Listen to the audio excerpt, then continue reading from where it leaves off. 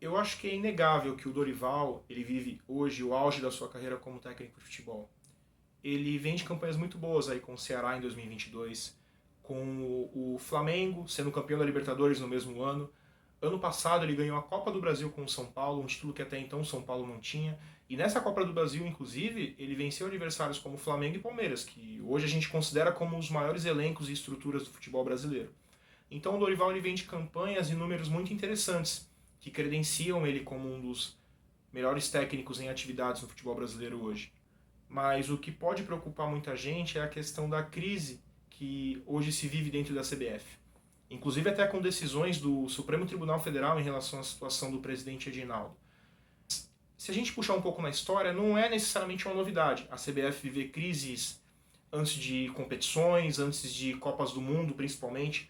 A própria seleção de 1970, considerada uma das maiores seleções da história do futebol mundial, o técnico Zagallo, que foi o campeão do mundo naquela ocasião, ele assumiu a seleção meses antes da Copa do Mundo.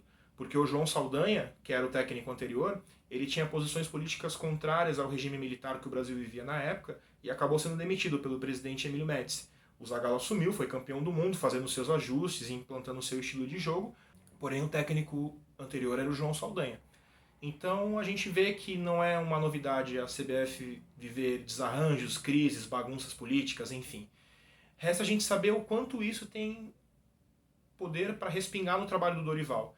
Porque se a gente considerar um cenário de tranquilidade para trabalhar, de independência, de autonomia, onde o Dorival vai poder escolher os atletas que ele quiser, sem qualquer tipo de pressão externa, sem qualquer tipo de lobby, ele tem tudo para fazer um bom trabalho até a próxima Copa do Mundo em 2026.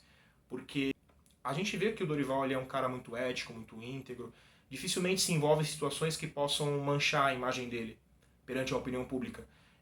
E se a gente parar para pensar até em 2026, o Dorival ele vai ter um tempo muito bom até 2026 para trabalhar e ele vai ter uma safra muito boa de atletas. O próprio Endrick do Palmeiras, o Vinícius Júnior e o Rodrigo do Real Madrid, ele vai ter atletas aí em idades muito boas para participar da próxima Copa do Mundo. Então, a gente fazendo um apanhado dessa situação toda, eu acredito que sim, dentre os nomes que a gente tinha disponíveis para poder escolher como o próximo técnico da seleção, eu acredito que o Dorival tenha sido sim a melhor escolha.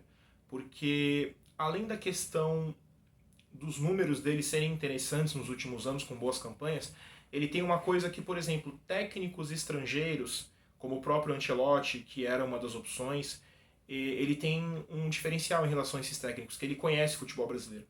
Ele conhece o modus operandi do futebol brasileiro, ele conhece a estrutura do futebol brasileiro, então eu acredito que, não que o Ancelotti não pudesse vir aqui fazer um bom trabalho, mas eu acho que quando você conhece melhor a estrutura do lugar onde você trabalha, conhece melhor a estrutura da empresa onde você trabalha, que no caso é a CBF que comanda o futebol brasileiro, eu acho que isso facilita o seu caminho. Não que ele vá ser um caminho sem obstáculos, que ele vai ser um caminho sem dificuldades, mas eu acho que facilita o caminho.